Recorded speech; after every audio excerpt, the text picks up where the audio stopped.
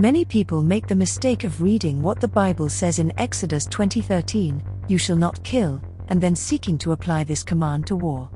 However, the Hebrew word literally means the intentional, premeditated killing of another person with malice, murder. God often ordered the Israelites to go to war with other nations, 1 Samuel 15:3, Joshua 4:13. God ordered the death penalty for numerous crimes, Exodus 21:12, 15, 22:19, Leviticus 20:11. So, God is not against killing in all circumstances, but only murder. War is never a good thing, but sometimes it is a necessary thing.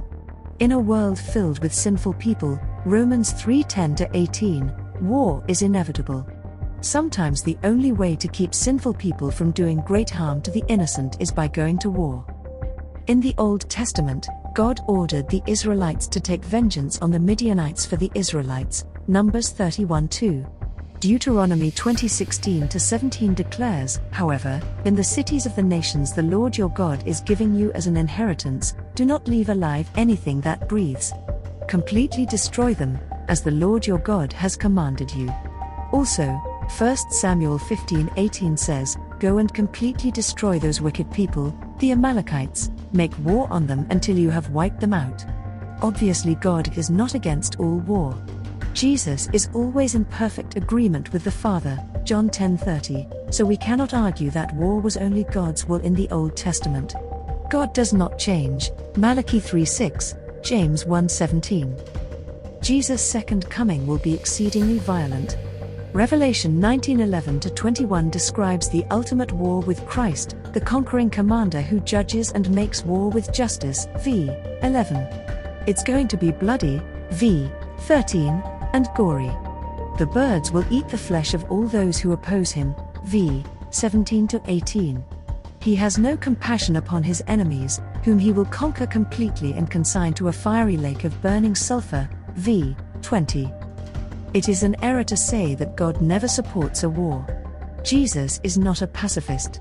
In a world filled with evil people, sometimes war is necessary to prevent even greater evil.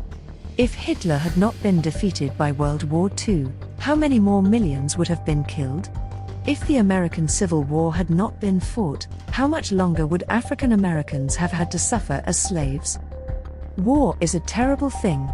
Some wars are more just than others, but war is always the result of sin, Romans 3:10-18. At the same time, Ecclesiastes 3:8 declares, "There is a time to love and a time to hate, a time for war and a time for peace."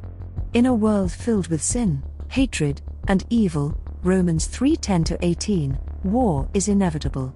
Christians should not desire war, but neither are Christians to oppose the government God has placed in authority over them, Romans 13:1-4, 1 Peter 2:17. The most important thing we can be doing in a time of war is to be praying for godly wisdom for our leaders, praying for the safety of our military, praying for quick resolution to conflicts, and praying for a minimum of casualties among civilians on both sides, Philippians 4:6-7.